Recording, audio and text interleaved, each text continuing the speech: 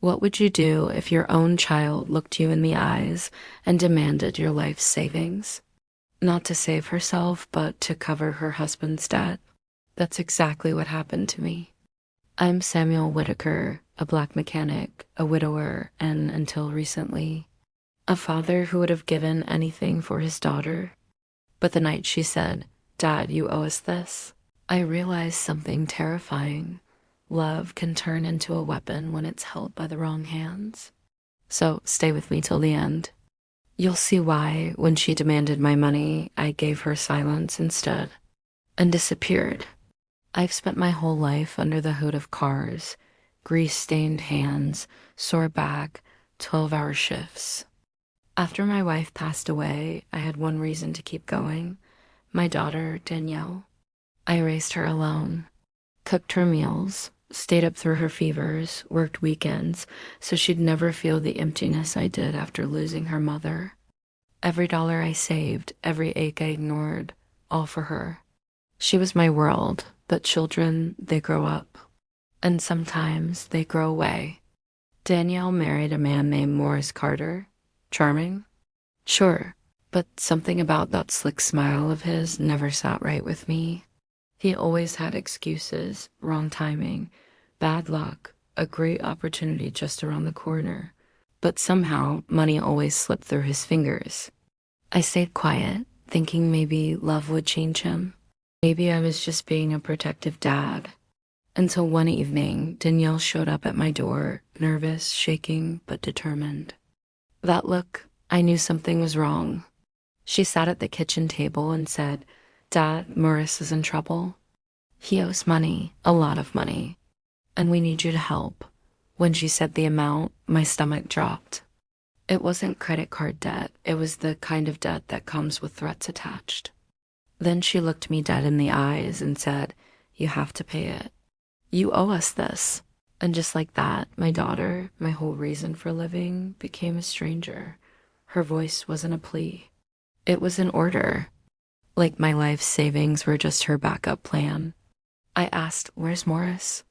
Why isn't he here asking me himself?" She hesitated, eyes flickering. "He didn't want to upset you," she said. But I knew the truth. Maurice was hiding behind her. The next night, he finally showed up, smiling, confident, acting like he was doing me a favor by showing up. "Mr. Whitaker," he said smoothly, "you've always been there for Danielle. This is just another way to show her you love her." The audacity in his tone made my blood boil. He wasn't asking. He was claiming what he thought he was owed. And Danielle, she sat beside him, holding his hand. Not mine, his. When I refused, Danielle's expression hardened. "You're being selfish, Dad," she snapped. "You always think about yourself. Can't you just help us this one time?" That word, selfish, cut deeper than any blade. After all those nights fixing cars till sunrise, skipping meals, saving for her future, she called me selfish. Then came the cruelest blow. "You abandoned Mom when she needed you." I froze. That was a lie, a twisted story Maurice had planted. I was with my wife until her last breath, held her hand, paid every bill. But somehow, Maurice had turned that love into ammunition.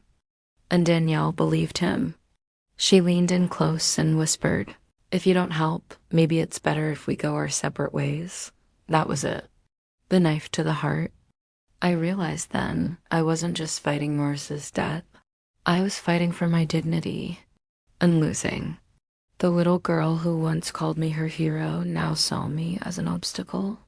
That night, I sat alone at the same table where I used to help her with homework, staring at the wood grain like it held answers. I knew what I had to do. If I gave her the money, I'd lose my future. If I refused, I'd lose her. So I chose the one thing I still had control over, myself. Over the next few weeks, I planned quietly, sold the house, sold my shop, packed only essentials. I left behind my phone, my accounts, even my name. And one morning before sunrise, I got in my old truck and drove. No destination, no goodbye, just gone. I didn't leave out of anger. I left to survive. If Danielle saw me as a wallet, then disappearing was the only way to remind her I was a father, not a bank. Back in their apartment, everything fell apart fast. Morris couldn't pay the sharks. Debt collectors came knocking. Arguments turned into fights, then into violence. Danielle called me, but the number was dead. Each missed call, each unanswered message became part of her lesson. When Morris disappeared one day, leaving her with unpaid bills and threats at the door, that was when the truth hit her. The man she defended had abandoned her, and the father she condemned had only ever tried to protect her. Years passed. I built a quiet life in a coastal town, fixing boats instead of cars, waking up to the sound of waves. I was at peace until one afternoon I saw her. Danielle, older, fragile, eyes red from crying. She approached me on the beach, voice trembling. "Dad, I'm sorry." She told me everything. Maurice's lies, her regrets, her loneliness. And for the first time, I saw the little girl I'd lost, hiding behind the woman who'd been manipulated. I listened, silent. Then I said, "You didn't just leave me, Danielle. You buried me alive." She cried, begged for forgiveness. But I'd already learned the hardest truth. Sometimes love means not rescuing the people who destroyed your peace. I walked away that day, not out of hate, but clarity. Because sometimes disappearing isn't an act of cruelty. It's the only way to make people see what they've lost. So tell me, was I wrong to vanish? Or was it the only way to save myself? Let me know in the comments. And if this story touched you, hit that like button, subscribe, and share it with someone who needs to hear it.